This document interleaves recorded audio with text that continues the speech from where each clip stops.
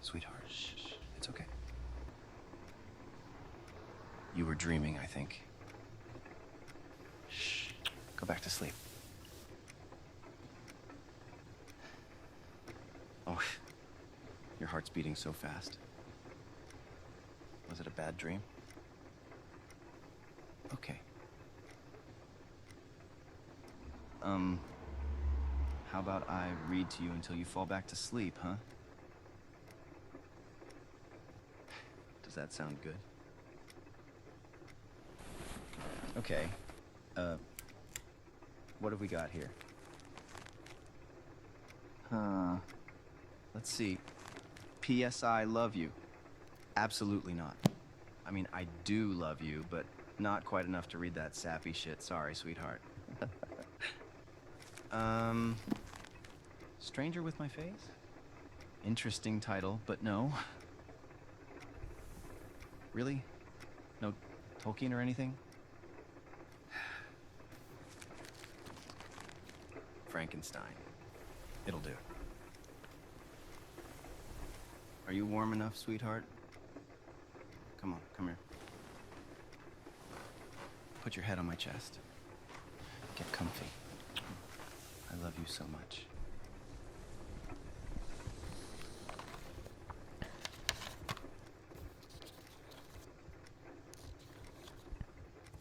Okay, here we are. Chapter 4, right?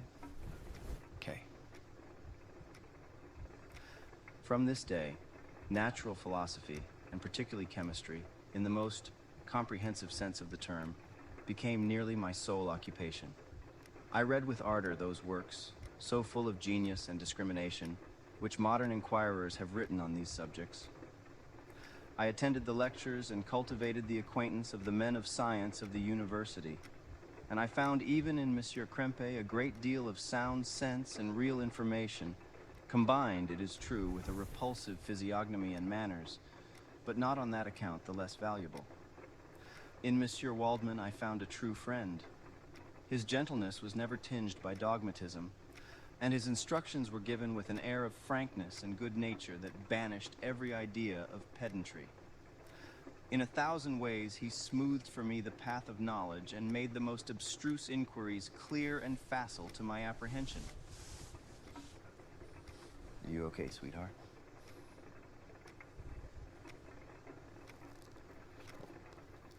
My application was at first fluctuating and uncertain. It gained strength as I proceeded and soon became so ardent and eager that the stars often disappeared in the light of the morning, whilst I was yet engaged in my laboratory. As I applied so closely, it may be easily conceived that my progress was rapid. My ardor was indeed the astonishment of the students, and my proficiency that of the masters. Professor Krempe often asked me with a sly smile how Cornelius Agrippa went on, whilst Monsieur Waldman expressed the most heartfelt exultation in my progress. 2 years passed in this manner, during which I paid no visit to Geneva, but was engaged, heart and soul, in the pursuit of some discoveries which I hoped to make. None but those who have experienced them can conceive of the enticements of science. In other studies, you go so far as others have gone before you, and there is nothing more to know. But in a scientific pursuit, there is continual food for discovery and wonder. A mind of moderate capacity which closely pursues one study must infallibly arrive at great proficiency in that study. And I, who continually sought the attainment of one object of pursuit, and was solely wrapped up in this, improved so rapidly that, at the end of the 2 years, I made some discoveries in the improvement of some chemical instruments which procured me great esteem and admiration at the university. When I had arrived at this point, and had become as well acquainted with the theory and practice of natural philosophy as depended on the lessons of any of the professors at Ingolstadt, my residence there being no longer conducive to my improvement, I thought of returning to my friends in my native town, when an incident happened that protracted my stay. One of the phenomena which had peculiarly attracted my attention was the structure of the human frame, and indeed any animal endued with life. Whence, I often asked myself, did the principle of life proceed? It was a bold question, and one which has ever been considered as a mystery. Yet with how many things are we upon the brink of becoming acquainted, if cowardice or carelessness did not restrain our inquiries? I revolved these circumstances in my mind, and determined thenceforth, that's a great word, and determined thenceforth to apply myself more particularly to those branches of natural philosophy which relate to physiology.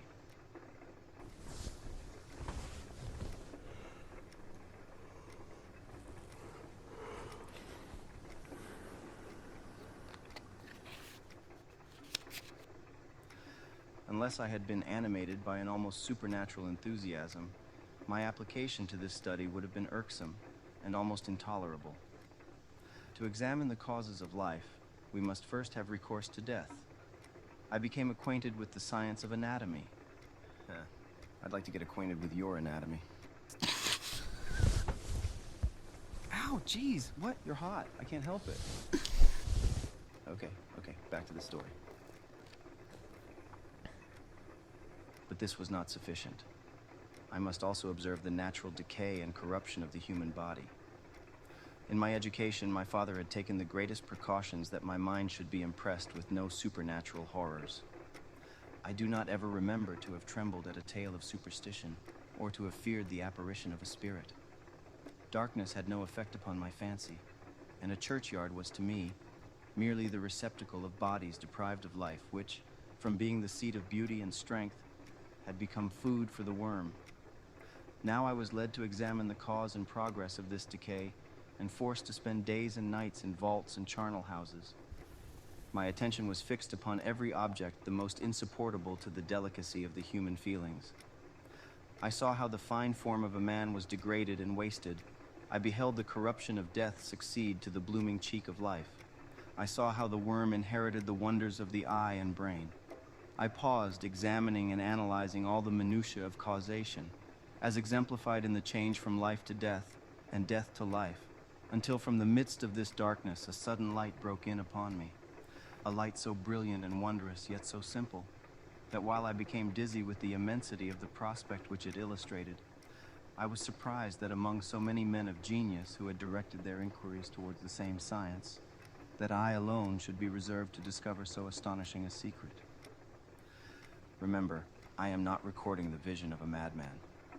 The sun does not more certainly shine in the heavens than that which I now affirm is true. Some miracle might have produced it, yet the stages of the discovery were distinct and probable. After days and nights of incredible labor and fatigue, I succeeded in discovering the cause of generation and life. Nay, more, I became myself capable of bestowing animation upon lifeless matter. The astonishment which I had at first experienced on this discovery soon gave place to delight and rapture.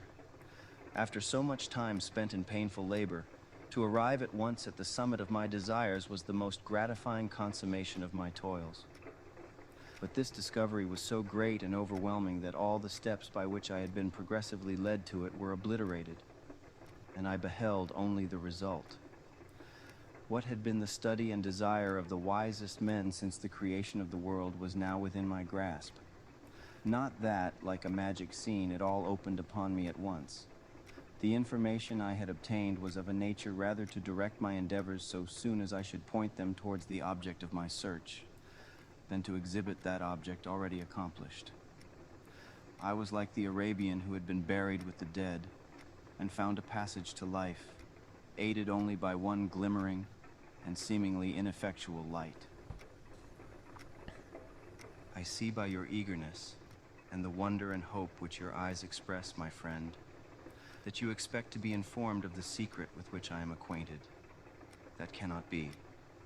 Listen patiently until the end of my story, and you will easily perceive why I am reserved upon that subject.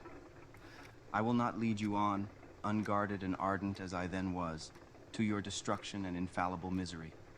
Learn from me, if not by my precepts, at least by my example, how dangerous is the acquirement of knowledge, and how much happier that man is who believes his native town to be the world, than he who aspires to become greater than his nature will allow. When I found so astonishing a power placed within my hands, I hesitated a long time concerning the manner in which I should employ it. Although I possessed the capacity of bestowing animation, yet to prepare a frame for the reception of it, with all its intricacies of fibers, muscles, and veins, still remained a work of inconceivable difficulty and labor. I doubted at first whether I should attempt the creation of a being like myself, or one of simpler organization. But my imagination was too much exalted by my first success to permit me to doubt of my ability to give life to an animal as complex and wonderful as a man. The materials at present within my command hardly appeared adequate to so arduous an undertaking, but I doubted not that I should ultimately succeed. I prepared myself for a multitude of reverses. My operations might be incessantly baffled, and at last my work imperfect. Yet, when I considered the improvement which every day takes place in science and mechanics, I was encouraged to hope my present attempts would at least lay the foundations of future success. Nor could I consider the magnitude and complexity of my plan as any argument of its impracticability. It was with these feelings that I began the creation of a human being. As the minuteness of the parts formed a great hindrance to my speed, I resolved, contrary to my first intention, to make the being of a gigantic stature, that is to say, about 8 feet in height, and proportionably large. After having formed this determination, and having spent some months in successfully collecting and arranging my materials, I began.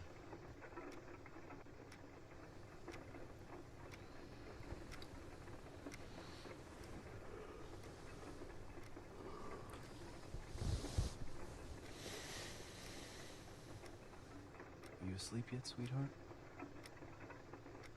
Okay, I'll keep reading. No one can conceive the variety of feelings which bore me onwards like a hurricane in the first enthusiasm of success. Life and death appeared to me ideal bounds which I should first break through and pour a torrent of light into our dark world. A new species would bless me as its creator and source. Many happy and excellent natures would owe their being to me. No father could claim the gratitude of his child so completely as I should deserve theirs. Pursuing these reflections, I thought that if I could bestow animation upon lifeless matter, I might in process of time, although I now found it impossible, renew life where death had apparently devoted the body to corruption.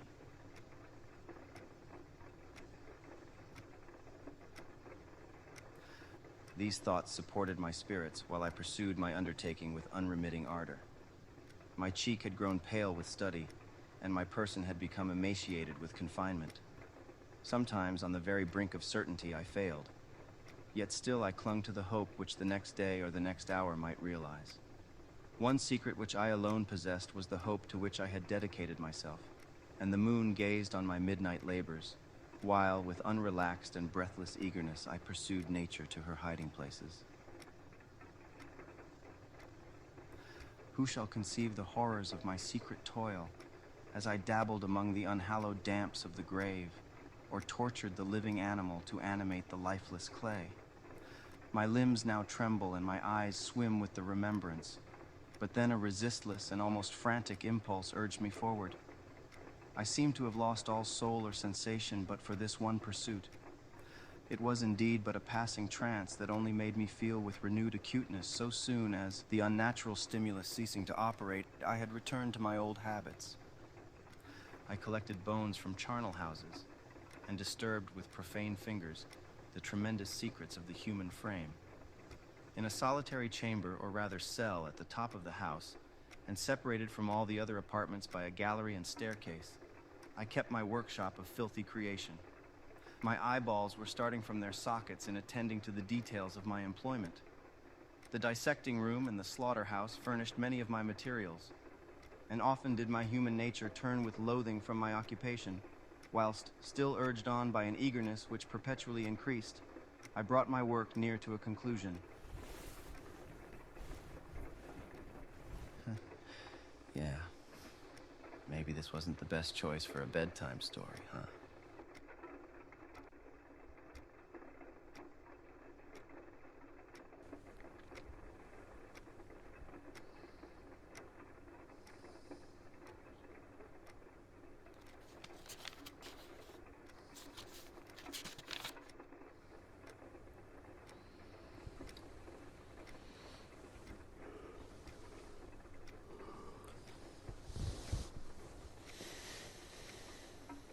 I'll just finish this chapter. The summer months passed while I was thus engaged, heart and soul in one pursuit. It was a most beautiful season. Never did the fields bestow a more plentiful harvest, or the vines yield a more luxuriant vintage, but my eyes were insensible to the charms of nature. And the same feelings which made me neglect the scenes around me caused me also to forget those friends who were so many miles absent, and whom I had not seen for so long a time. I knew my silence disquieted them, and I well remembered the words of my father. I know that while you are pleased with yourself, you will think of us with affection, and we shall hear regularly from you. You must pardon me if I regard any interruption in your correspondence as a proof that your other duties are equally neglected.